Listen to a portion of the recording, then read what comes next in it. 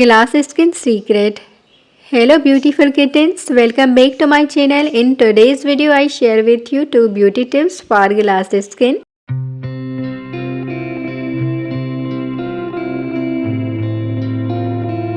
Tip number 1, 2 tablespoon rice powder and add some yogurt. Yogurt आपकी dead skin को tight बनाने में काफ़ी हेल्पफुल है। आपकी स्किन से डार्क सर्कल भी ख़त्म कर देती है। Add some water and makeup paste. ये एक स्क्रब है, आप इसको अपनी स्किन पे लगाएंगे, आपकी स्किन बहुत ज़्यादा सॉफ्ट एंड ग्लो करेगी। And tip number 2, aloe vera gel, add lemon drops and honey. इस रेमेडी को आप 15 मिनट अपनी स्किन पे लगा के फेस वॉश कर लें। Thanks for watching.